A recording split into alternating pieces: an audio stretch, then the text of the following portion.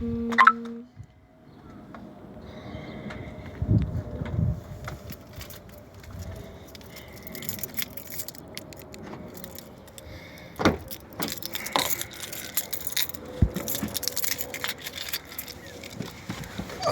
man. I want to talk about this, man. While on my way to the gym, you know what I'm saying? Got a good 15-minute ride. Oh, man.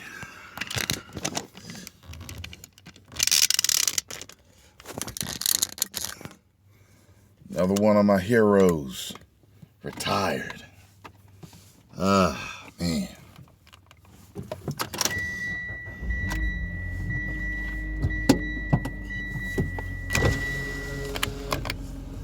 Man, oh man, y'all.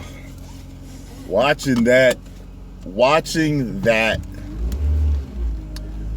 unfold last night was sad, man. That's just the proper word for it. It's funny because even the camera cut to that lady in the crowd, and you can see her like say that this is sad, man. But there were a few sad parts to me,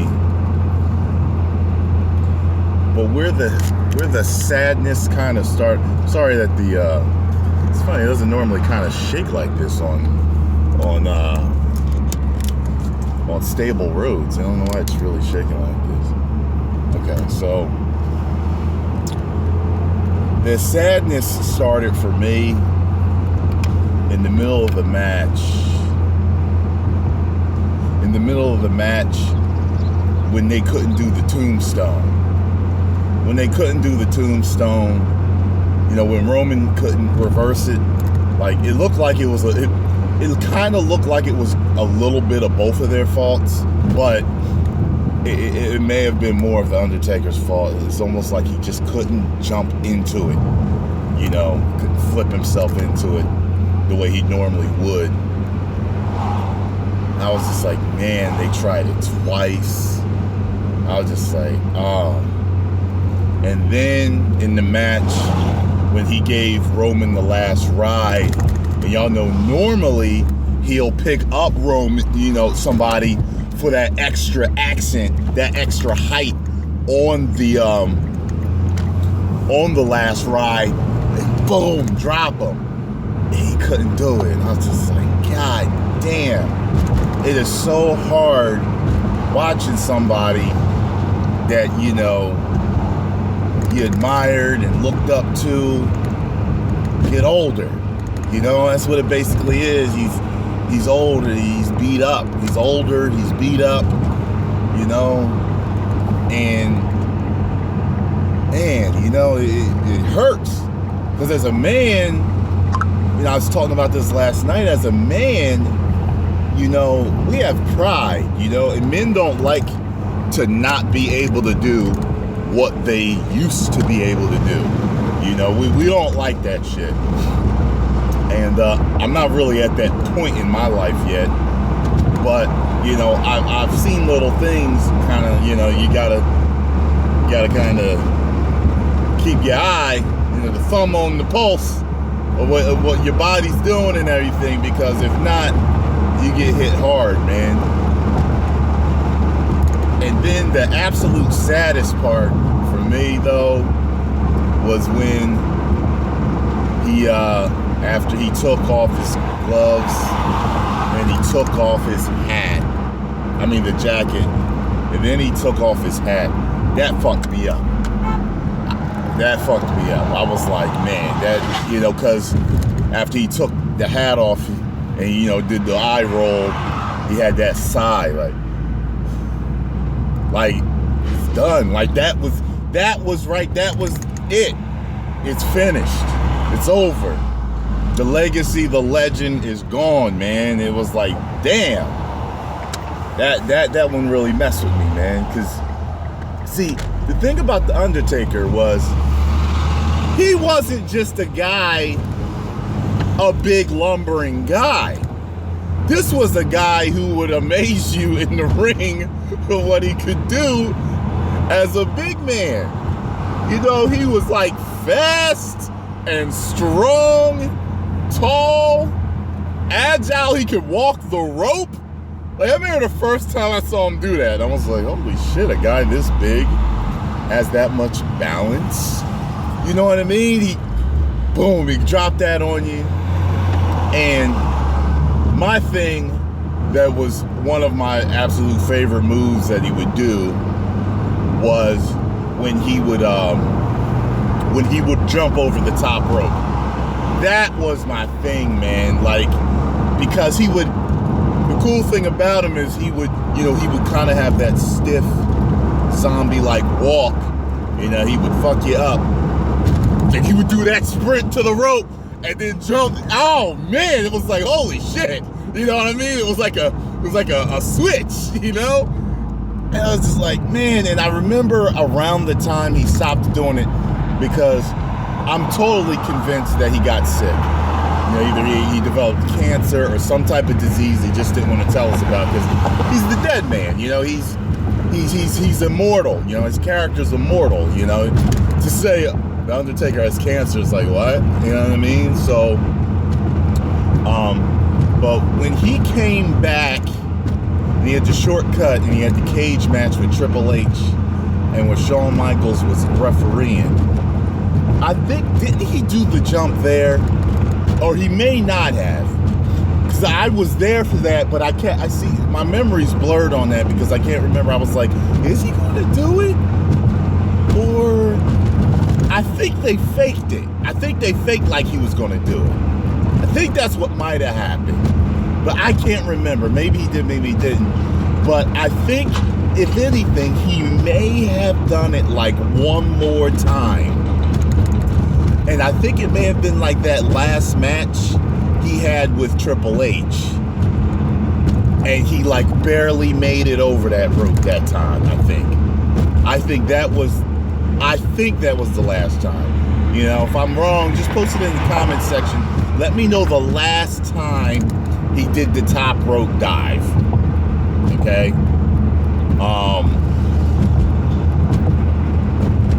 Yeah, man, I think that was it. He did yeah, but anyway, so, but man, to see him go out like that really bothered me. You know, I really think that they should have ended it. Either is one or two. They should have ended it when him, Triple H, and Shawn Michaels walked out together. They should have ended it there. Maybe there's 3 instances they could have ended it. They could have ended it after his like last good match, which was like, I think,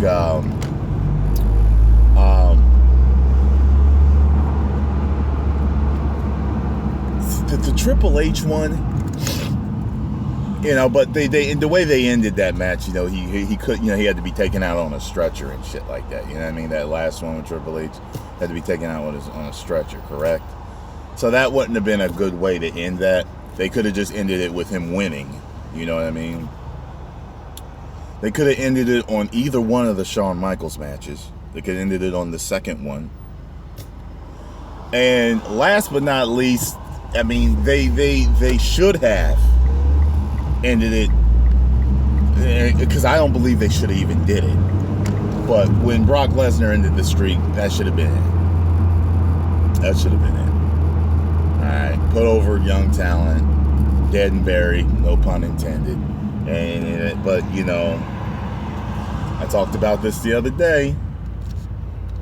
You know, with all men that are addicted to the crowd, most of them don't know when to stop. Most of them don't know when to go out. That's why so many fighters end up getting embarrassed when they get older. You know what I mean? Because they don't know when to stop.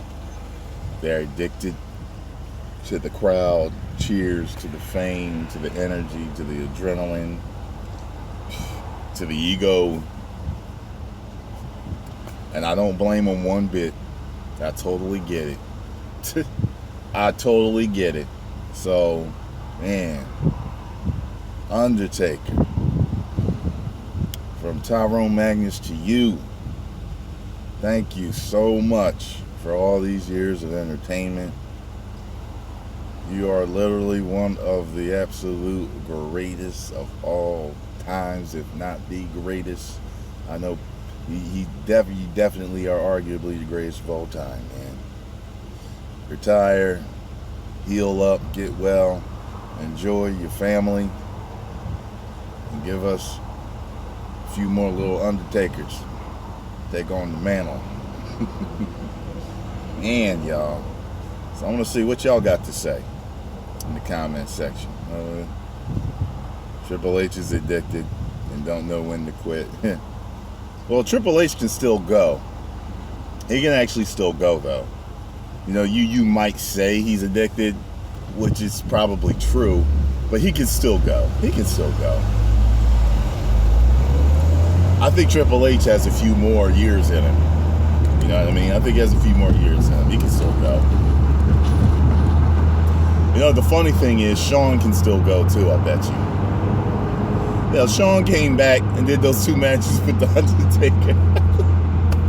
Like, Shawn is incredible, man. That dude is just like, what? And what amazes me is that he's able to do it and physically looks weaker and smaller than he was when he was in his quote-unquote prime. You know what I mean? He's still able to do it. Shawn is an incredible athlete, man. He can't dance for shit, but he can sure as hell wrestle and go. Oh, man.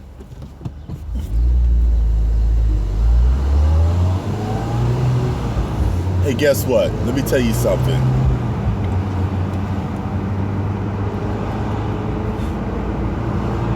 Nah, I don't know if I feel like talking about that fucking match.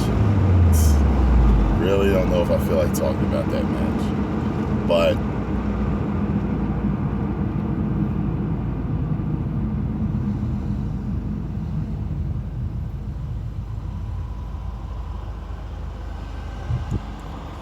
yeah, man. I was just before I left the house, I was watching a match between him and Kane. It was Kane's first WrestleMania, and they were going at it before I left the house. I'm gonna finish watching that when I get back. Curious to see what happens tonight on Raw. But Undertaker, you know, and a lot of the podcasts have been calling it. He's probably going to headline the Hall of Fame next year. And you know, I can't lie. That's a Hall of Fame I feel like I may want to be present for. You know what I'm saying? So, who knows? I'll the thing is, I'm very unhappy with the product. That's the problem, you know. I'm very unhappy with the product as a whole. And, hey, watching him on TV, I'll be there with him in spirit, you know what I mean? But depends on how they build the product in this coming year. Because if they don't build it well, because y'all know I don't watch wrestling no more. I really don't. I don't watch it no more. So I've only been doing the pay-per-views because there's a hope in me that something will be good or something will make me want to keep watching. But I gotta say that tonight I'll watch Raw and maybe do a reaction to something, maybe. But he's one of those icons. It's funny because as time passes and as I'm settling into the fact that he's gone, it's one of those things where I'm starting to realize how much he does mean to me as a character. Like I wanted to be present for the Hogan, but I couldn't go. I didn't have the money at the time. I really wanted to be there for Hogan. If anyone I wanted to be there for was for the Hogan one. Now, of course, I didn't know about those racist statements he made at that time, but I wanted to be there for the Hogan one because it's like it's Hulk Hogan. Him out of everybody, was my favorite of all time. At at one point I had thought The Rock was my favorite of all time. That was until I saw that WrestleMania match between him and Hogan, and I turned into a turncoat just like the rest of the crowd, and I couldn't believe that I did that. I afterwards I was like, oh my God, I turned on The Rock. I turned on him.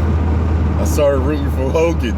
It was just that was an incredible experience to be there for. That was just like, whoa, that was. As soon as Hogan got them first got that shove off on him, and then he got that, I think he clothesline or shoulder block, he did something, and he did the side post, and everybody went crazy. Oh, man. Yo, that was an incredible experience right there. But, getting back to The Undertaker, man, you know, can't lie, there were some lower moments in my fandom career of liking The Undertaker, because at first I didn't really care for him, but because he was introduced to me as a kid, and he was kind of scary. He never scared me though, but as I got older, he started to weird me out with the pale skin and all the demon and dead shit. I ain't gonna lie, it started to bother me. As a matter of fact, I really didn't like him in the Ministry of Darkness. Like, he was just way too satanic for me there. I already told y'all, that type of shit scares me anyway. He is just way too satanic for me.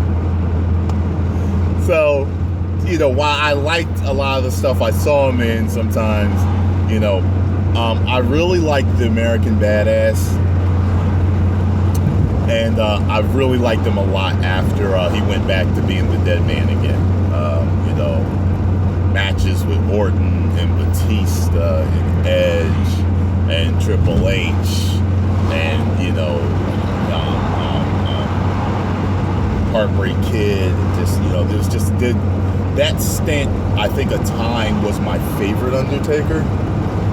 It was after he came back, that was my favorite Undertaker there. The Dead Man, but renewed. I didn't like a lot of the MMA stuff that he added. Like, I didn't like how, he would come out like a dead man, and then all of a sudden, I didn't like any of that. I didn't like how, when he would get stammered, I didn't like that. I'm like, wait a minute, you're the dead man. You don't really react to getting fucked up, and now you're dizzy and a punch-drunk boxer. Like, I didn't like that. Never cared for the Gates of Hell move. Never cared for that. But I really did like the Last Ride. Last Ride was my shit right there. And I like how he kind of reinvented his body. Like, he started tanning up. And I don't know if he was on growth hormone or what, but he started getting bigger and harder and stronger. I was like, this motherfucker is scary. Especially with some of the matches I saw him in with, like, Batista and shit. I was like, God damn, this motherfucker's a scary dude. But all right, y'all, thank you very much, Undertaker, again, for all your years of entertainment. Rest up, buddy. All right, y'all, we'll see y'all later. It's time for me to get my workout in. 1 million subscribers. Woo!